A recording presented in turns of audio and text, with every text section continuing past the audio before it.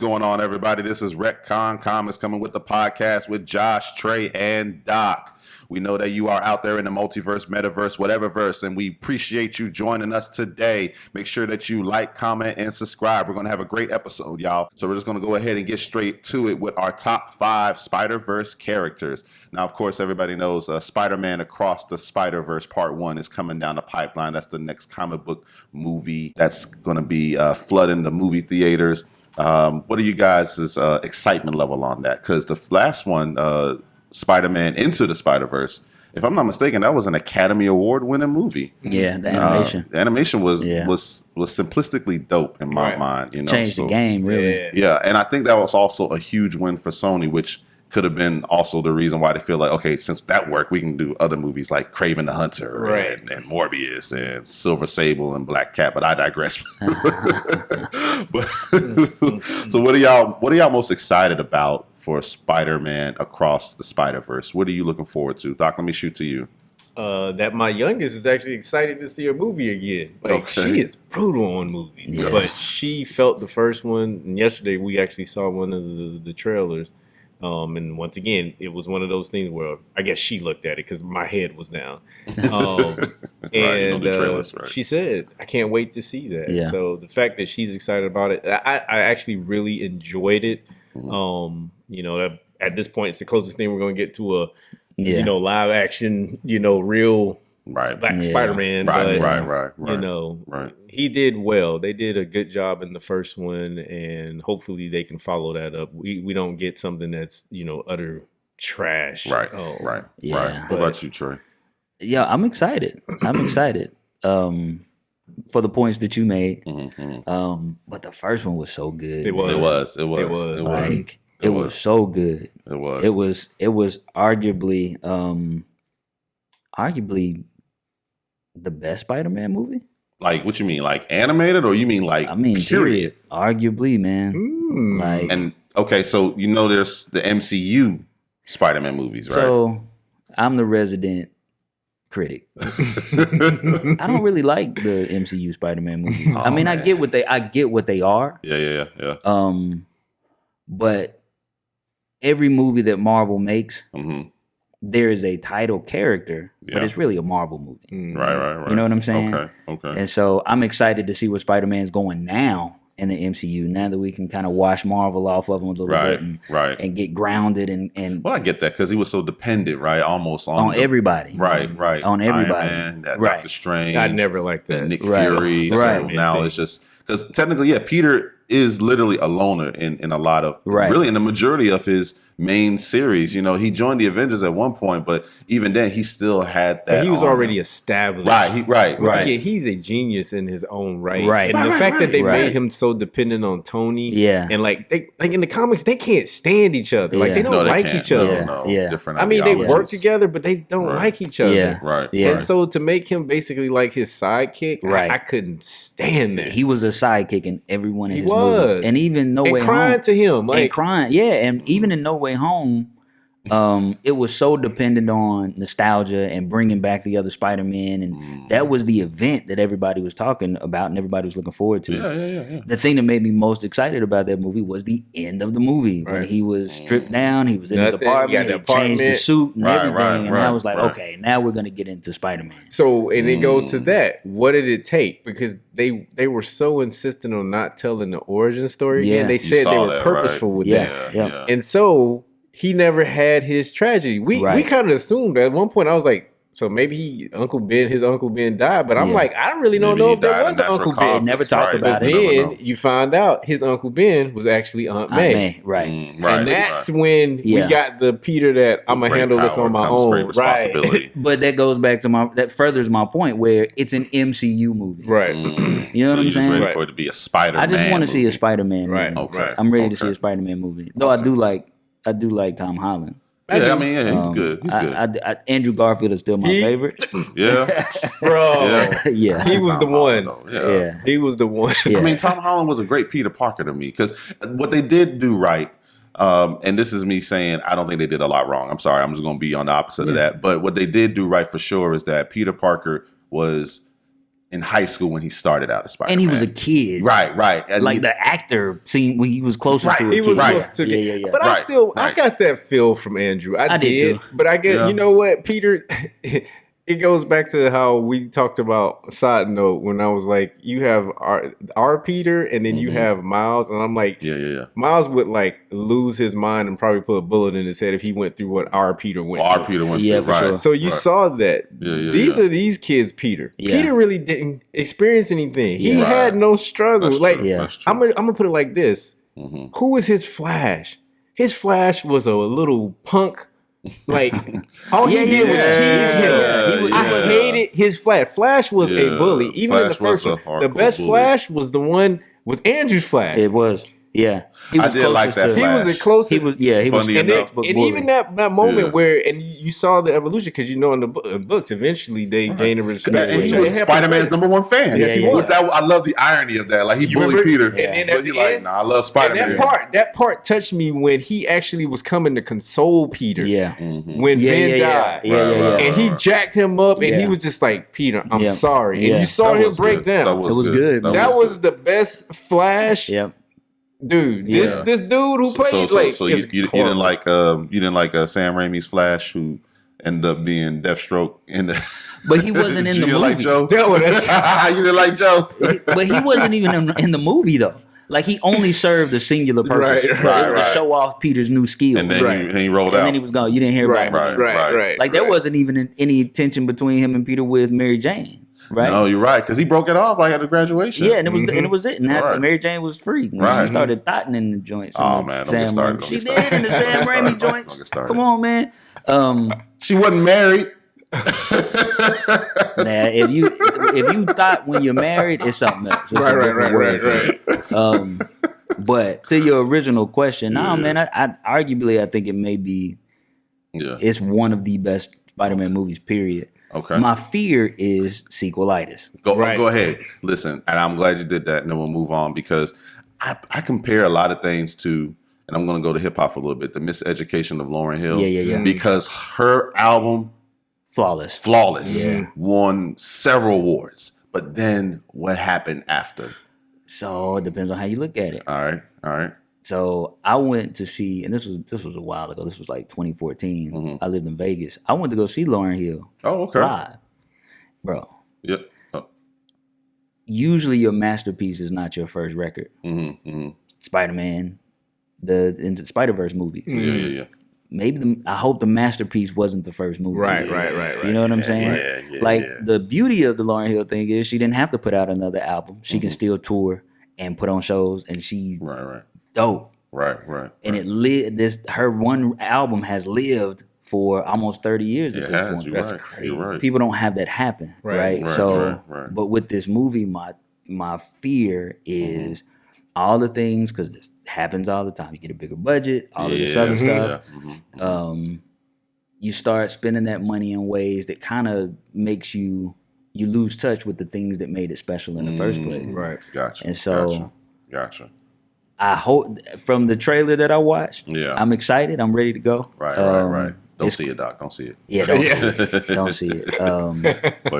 But I'm really excited. Yeah, and with that, we're going to segue to the top 5, which is the Spider-Verse characters. So this is my list, and of course, everybody out there listening, if you disagree, agree, please put in the comment what your list would be. So number 5, we're going to start off with Spider-Man 2099. Now this is Miguel O'Hara, who this is when Marvel did the 2099.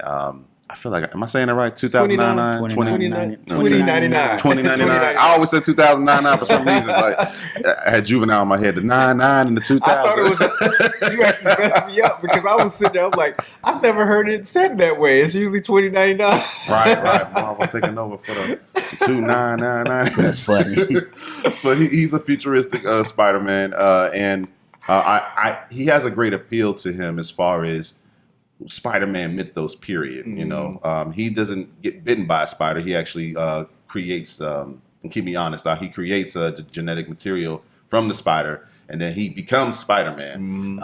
And he's number 5 because he's a lot of times when Marvel or comic books for that nature, when they make these characters, some of them fizzle out and then they don't last. He's lasted for almost 30 plus years. It's been a minute. They actually got a new series out again. Good segue. And he's introducing more, characters because, they make, like the most recent character that got thrown in there was Blade 2099. Right. And so, this is Carnage they're doing now, right? Dark Genesis. Okay. Yeah, so it's a Carnage I'm a big version. fan of Carnage. So like that right there tells you that this character is definitely a good mainstay, and I love that. And Oscar Isaac is going to be voicing him in Across the Spider-Verse. He's got great depth, I just hate that it didn't get expanded on enough for the Apocalypse movie with X-Men. That whole thing was just he looked like Mr. Ooze from Mighty Morphin Power Rangers. He looked just like You know what lost me in that? I'm gonna get back to that. First of all, I want to and you probably expound upon his differences in his powers. Because I remember one of the first cutscenes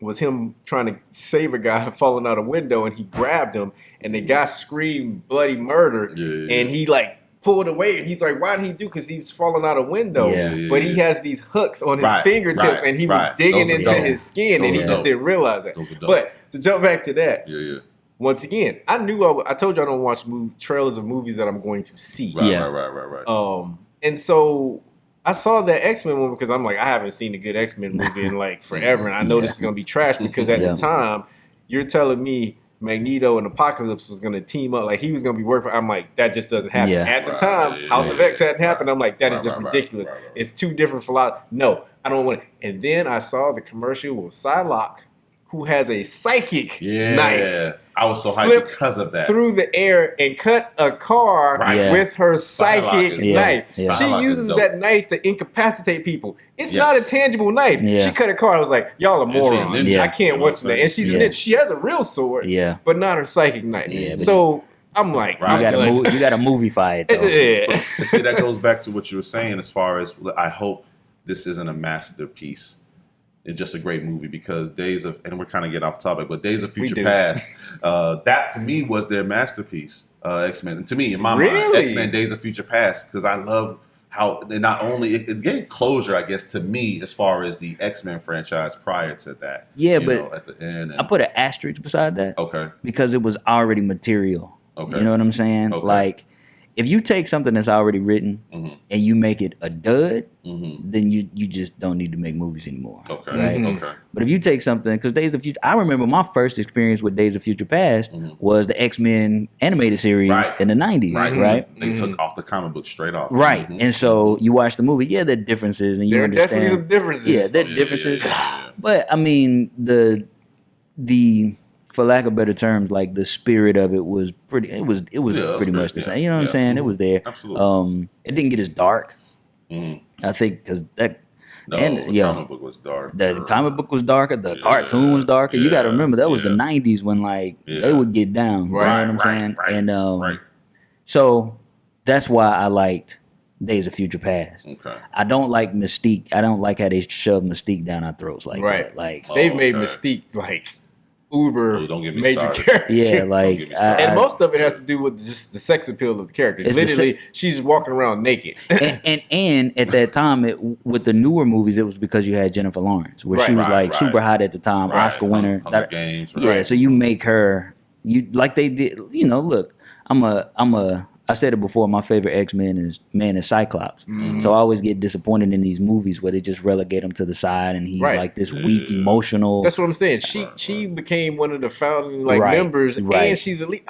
I'm like, come on, guys. Yeah. Like I'm okay with some creative leeway, but that's ridiculous. I never liked X-Men 2099. I was like, that was kind of weird. Yeah. So it's like they broke off good with Spider-Man 2099, but then they started doing others. Thor. Oh my gosh, no. So like everybody just has a 2099 Doom had one? Yeah, Doom had one. Yeah, dude. But Doom was literally the same Doom in 2099 as he is in 1999 and 2000. So like I'm stuck on that. But that's why Spider-Man though is number 5. Spider-Man 2099 is 5 on that list. The number 4 one for me was Spider-Punk. And now this is, of course, a variant of Spider-Man, but it is Hobby or Hobart Brown, however you want to call it. He portrays this young kid in this Marvel world of his, and it's more like anarchist type of deal going on. I mean, I love where they were going with it. Norman Osborn, don't mean to offend nobody, I'm going to say it like it is. Norman Osborn was almost like a Donald Trump. in this type of capacity, and I love how he was rebelling against it. I also love the fact that, and I'm not making any diss, we got Miles Morales who's Spider-Man. It's good to see another African American in Spider-Man, because there's plenty of variants, but there's not enough Black Spider-Man, and that's just me. And to be honest with you, that's part of the reason why I'm excited about these Spider-Verse movies is because they're introducing these characters. Right. You know what I mean? Even Spider-Man 2099, right? He's of Hispanic descent. So he it's is, like, absolutely. Like that's a cool thing, man. Absolutely. That's a cool thing. I think Doc can speak to it. They just did Edge of Spider-Verse again to build up to the current single Spider-Man. Right. And I think the story arc was End of the Spider-Verse, and they introduced some more spider variants. Yeah. I think there was a spider woman who sung in like Disney melodies. Don't sue us.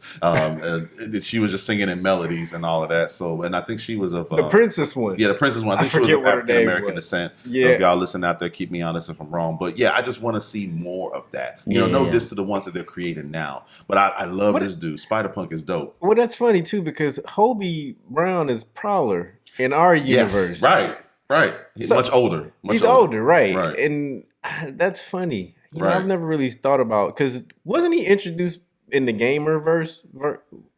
Hobart, was he? No, I'm talking about Spider-Punk. Spider-Punk as an add-on costume. Right. So not as like a Hobart or nothing like that. Oh yeah. But I'm like, why can't you make once again a new? Why did you have to use Hobie from a different universe? I guess it's not lazy writing, right? I mean, it's just different variants. Is it? The thing that I always wonder is like, I guess you'll never be in those rooms, but why was that the choice? Yeah, like why can't you? If it's a new character, like just introduce the character, just make a new character, right? So why change Hobie? It's almost like recycling, right? Yeah, but I mean everybody does that. But it's not even I think what they do is they determine which character they think is more popular, and I guess it's supposed to be name recognition. So this, but I mean he will be in the Across the Spider-Verse. But the thing that gets silly, Daniel, who played in Get Out. But the thing that gets silly is like, but the people who don't know this character from the comics don't know who he is. Right, there is no name recognition. Right. The people who do read the comics know that this isn't the right. Exactly. Well, it's not that it's right, but like once again, why'd you do that? Yeah. I don't get that. I just like his story though. I do like the story behind it, and they had like a mini series that recently came out about him, and then Norman Osborn came back, and then they again with Spider-Man 2099. Now they have punk versions of other Marvel characters. There was a punk Daredevil. There was a punk Captain America. There was a punk Hulk. So it's like it's like almost Spider-Man is the catalyst, right? Right. And then they build on that, like, okay, this is popular, let's do that. But not everybody's going to be mega popular. That gets silly. You know who Prowler is? Yeah, I know Prowler. Okay. Yeah. So. Well, and actually, that was funny because Prowler in the Spider-Verse was his uncle. It was his uncle. Right. He was a beast. I love his uncle. I love that. Yeah. Mahershala Ali did the character. Boy. Oh, yeah, absolutely. Yeah. So, they deviate. So, I guess in that sense, it'll make sense because there isn't two. And being that it was his uncle, right. But in the books, I'm like, I didn't get that. Yeah, he was his uncle in the game too. Yes, in Miles Morales, PS4. Yeah. I played that 5 times, by the way. That thing was. I played for the story almost, more than the game. Not to get off track, I have to tell you something, man. Yeah. You convinced me, or you at least changed my mind on characters being race swapped. Really? He did. Yep. Really? Okay, what happened? He did. What happened? Oh, wow. Okay. I'm interested in this. because I realized that the issue is not you need representation, so you make these popular characters a different race or gender or whatever. It's that we need to introduce the characters that exist. Yes. Right. Yes, that are African American, Hispanic, female. There's a history of really interesting characters. Absolutely. That we need to introduce as opposed to trying to whatever it is that they're doing. Fill a quota. In my mind, fill a quota. Like appease people. Just But there's no diversity quota. That's another thing. So yeah, but you're right. There is no diversity quota. But what it proves, or at least what it leans towards, is or you don't think these characters are interesting. Either you don't think these characters are interesting, or you have no clue what you're doing, and you don't know that these characters exist. It goes back to lazy writing. Correct. It is lazy. That is the first thing I say. Now, once again, it could also very well be that they don't know the characters, and a lot of times we see that. It's like, okay, you really didn't understand what you were writing. Right. But then that actually feeds into lazy writing. Yeah, for sure. You can't create a character that I'm interested in. Like, come on, guys. You can do this. Yeah. They did it. Yeah, which is odd because it's like these characters exist. Right. And they are the story's already told. Right. And 9 times out of 10, the characters that you are introducing are offshoots of the popular characters that you're already using. You know what I'm saying? It's like...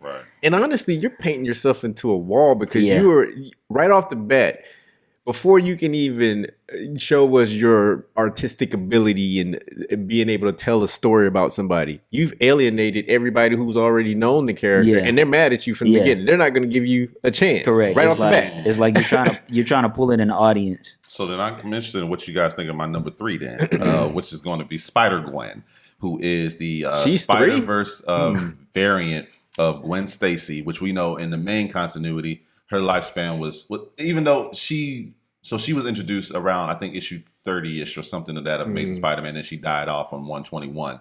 You know, to us, that's like a blink of an eye. Like, that's not a long comic book life. Right. But what they did with her in this universe, they've made her literally a phenomenon because, like, not only people selling it for house payments, half a house payments on eBay for her first appearance. That's wild. But I mean, it's crazy. And she has become nice.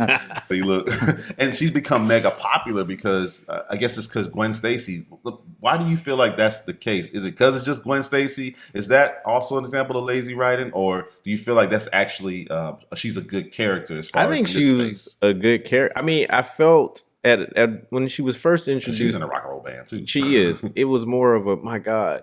They used to have a adage that only 3 people stayed dead in comics: Uncle Ben, Gwen Stacy, and Captain Stacy. Yeah, right, her daddy. You know, and then they brought her back. Yeah, and I was kind of resistant because I thought it was more of the same. But she came into her own. Like she developed as a character. People loved her.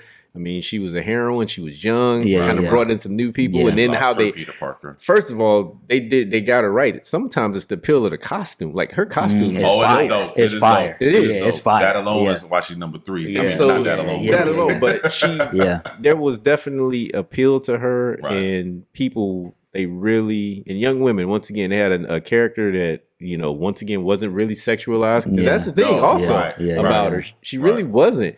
But she was a great character, and you know, everybody just loved her. How you feel about when they try to name her Ghost Spider, or maybe they still call her Ghost? They Spider? still call her Ghost. I'm fine with that. I'm good with that. Once again, it kind of has an appeal to her, especially with like the white, you know, hoodie cloak kind of thing. I love the hoodie. I love the fire. I do. It is. Color it was a nice scheme, little That's what I'm saying. Yeah. It was really, she's really a good character. She holds her own, and they did good with her. And she kept her away. They basically kept her away from Peter. Yeah. Absolutely right. Because it was almost so when they started off, their first interaction was very awkward. And like the 616 Peter Parker, the main continuity Peter Parker, when he first met her, he was already in protective mode. Like, no, Gwen doesn't go anywhere. But she's like, "What are you talking about? Like, I don't know what's wrong with you." And then like, they had an issue later. Following up, I heard about what happened to your Gwen. How about we look out for each other? Okay, and I was good, because I was wondering, like, because this isn't his Gwen, so it would be so weird. Then they did a clone conspiracy, and he thought that was his Gwen, but then it was actually Spider Gwen on the cover,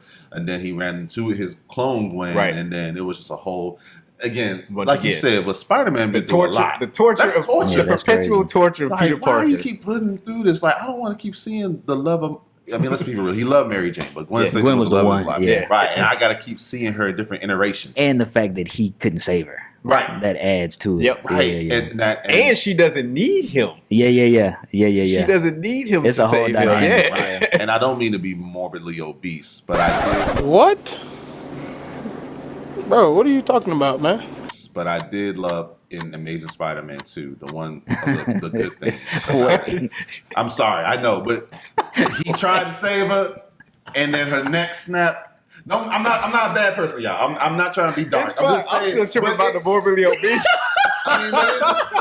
It mirrored the comic. That's all I'm trying to say. It mirrored the comic book. I couldn't figure out where it was going. I mean, I didn't want to make it seem like I was excited for her to die. I mean, it's like, yes, no.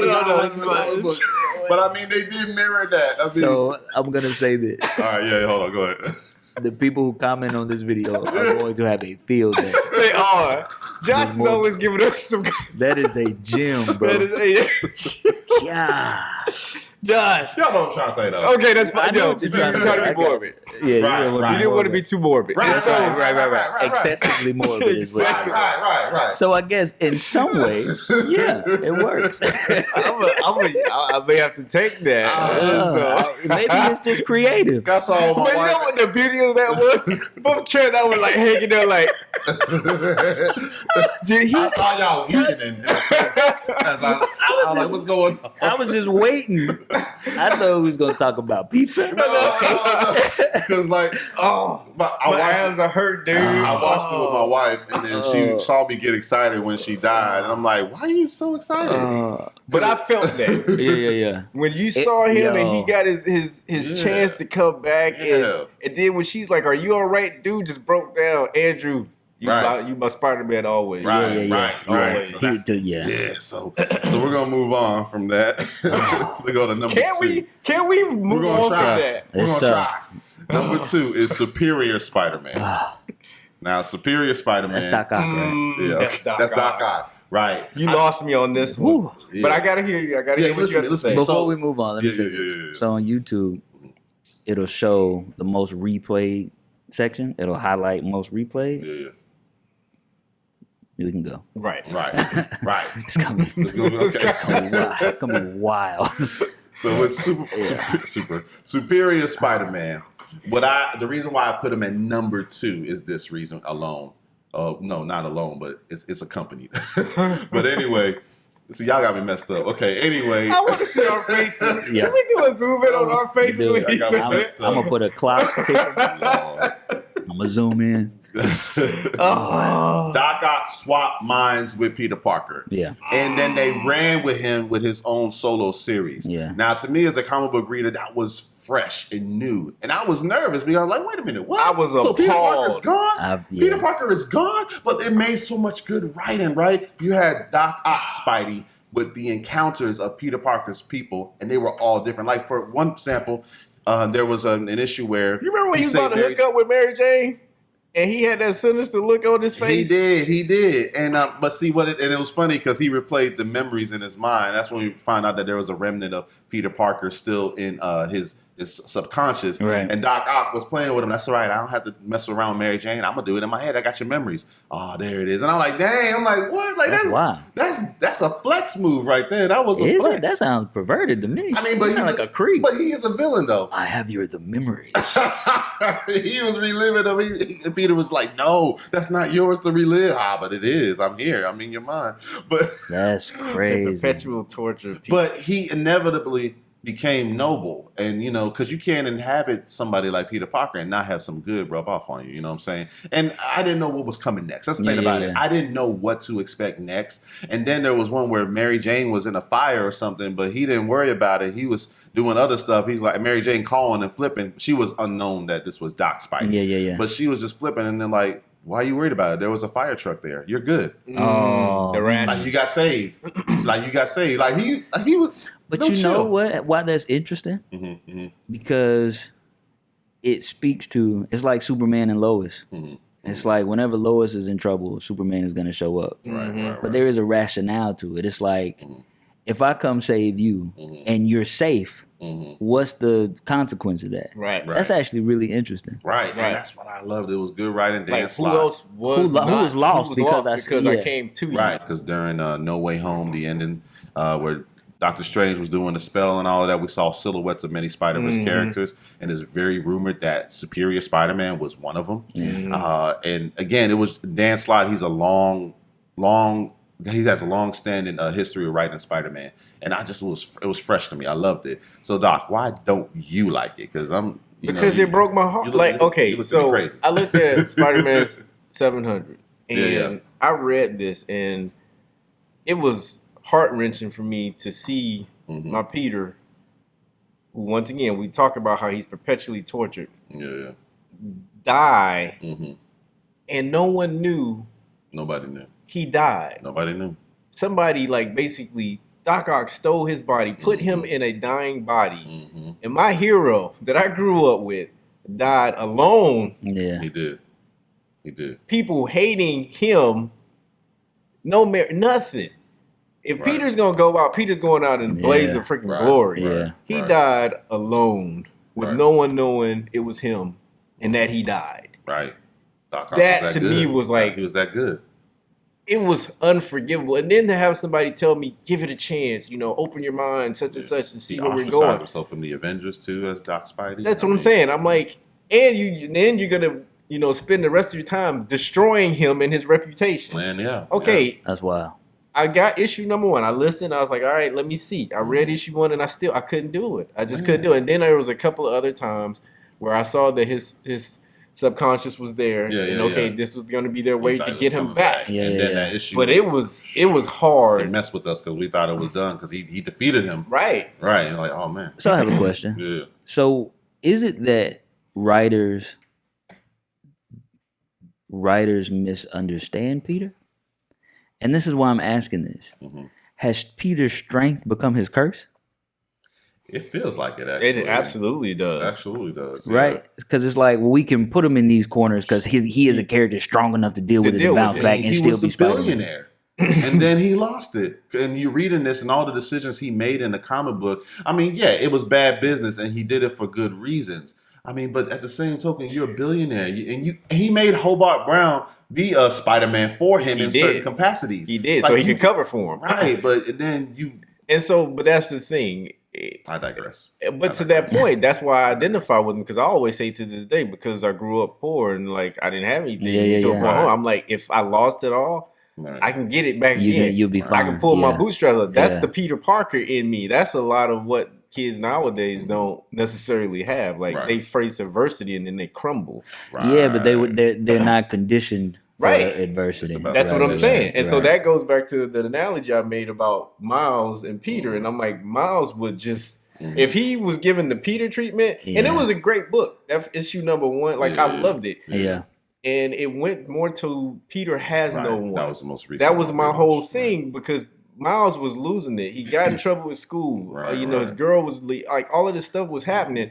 And then he went and he called his parents. They were like, "Are you okay?" And he took his mask off and he broke down. And it was touching. And they lived. He's like, I don't even have Peter right now to tell me with great power. And he was trying to do it. And it wasn't working. And they lifted him up. And at the end of it, I loved it. They were like, you still getting in trouble. You're going to get the business. Go swing around, do what you need to do. And I was like, that's what I'm talking about. But they got him through it. And I said to Josh, Peter doesn't have that. He doesn't have that. They keep taking away his support. That's what I'm saying. He has no support. Now this Mary thing. He has nothing. Now Mary Jane got kids. Yeah, that's wild. Mary Jane got kids. Husband and a kid. Right. Yeah, that's wild. Right. So now he got Black Cat. I mean, so maybe that's okay. No. Yeah, but she like the one you shouldn't call, but that's what I'm saying. You lonely. And they're trying to figure out what they do with her. She's gonna end up on a Pride cover at some point. So does he really have her? That. Yeah, you know what I'm saying? It bounces back and forth. That's what I'm saying. By the essence of the character, what they're doing with her, she's serving a different purpose. That's what I'm saying. Right. I mean, and this is why, and this is a good segue because Superior Spider-Man is another example of what Peter had to go through, get beaten up literally throughout the comic books. Like he gets something good and then it's gone. Because up until that point, they were hinting at him rekindling stuff with Mary Jane, and they took that away. And then like they keep giving him Mary Jane and they can keep taking her away. I hate that. But what I do love is, at least in that pocket, it was new for me for Superior Spider-Man because it was I didn't see that coming. Like usually usually if a hero dies in the comic books, they will have them go out in a blaze of glory, and then they'll find a way to return them back. But this didn't seem like that was it. That's why I was like, is this really happening? Right. Like it's literally going to stop. Right. That's why he was number 2, and then we're going to go to But number he's 1. bad again. Right, he is bad again. But so what was the point? if comic books aren't known for nothing, they're known for change, right? They as far as certain stuff. Comic book change is always again. Okay, so you know okay, I would say I would put him. Okay, I would give you putting him on your list, but lower than the other people. But you just so eloquently laid out why you thought it was great and why they made him great, and that he saw all this perspective and all this other stuff regarding Peter. Yeah. And then he's bad again. What was the point? What was the point? You just took how many months, and that makes me feel even better that I didn't read that segment because I didn't wait. You didn't take that many. You didn't take my money, and you didn't take that time in my life reading that just because he's bad again. Oh man, that's what I'm saying. What was the point? Was it a money grab? Whatever. Probably. It probably was. And guess what? I got him. Yeah, you got to drum up interest. You got him, and I got my and the issue number 700. It's a collectible. It is. It is. Absolutely. And I have it graded. Yeah. Be that as That's the best part. That's the best part about it. Be that as man, you didn't. I'm glad you didn't get it because I know you would have been talking about that. But you did bring up Miles, which is great because that he is number one. I mean, there was going to be nobody else. Yeah, there was going to be nobody else. It was such an original character. And it was definitely they did them well. Yeah, they did them well. Difference. Yeah. I love they keep adding on stuff that is actually working for them. Like Spider-Man Into the Spider-Verse. Like that was really keep me honest. That was really the first time I saw him in some J's and a hoodie. Yeah, that really spoke more to him being his own Spider-Man. And help me stay true to this, but I'm pretty sure part of the reason why I had a hoodie on, at least in the movie, was because of Trayvon Martin. Oh, I think they did touch on that. Yeah, I think they said something about that at the time. I think so. And I love in the game as well. Like know, this shouldn't be spoilers at this point. Everybody should have played it right now. But anyway, I didn't play it. I have it, and I didn't play it. Dude, it sits there, and it's good, man. I've been playing Destiny so long, man. Yeah. And it's short. It's a short game. It is. Yeah. I'm very disappointed. I know. It's a short game. Long story. Okay. They do have where if you complete a certain side mission, you get a Black Lives Matter Spider-Man suit. Oh, really? Yes. Yeah. It's not that one in the comic, the one that he switched to, because that was trash. Well, this one was black with the one with the turtleneck. No. Yeah, the turtleneck, no? Dude. Yeah. I'm gonna show you this card. I'm gonna pull this up. And the one in the game, it was black with gold. You know what I liked about the Miles Morales character too? Mm-hmm. He proved something. All right. Because I remember when they first started talking about Miles Morales as a character and the backlash. But what did they do? What did they do with it when they first started talking about him? He was not only supposed to be black, but he's supposed to be Hispanic and he's supposed to be gay. Yeah. It was like you guys, they poured everything. Wanted to just make the super "We Are the World" your agenda character. Yeah. It was so offensive. Yeah. But I will say this. You if you just make an interesting character, and he was, people come around. And he absolutely was, and I love when they. And then the interesting thing about him, which Doc will be able to speak to, because they have a comic book coming up called Ultimate Invasion. Mm-hmm. He came from the Ultimate Universe. Yeah. And Secret Wars saved him. A burger. He had a burger.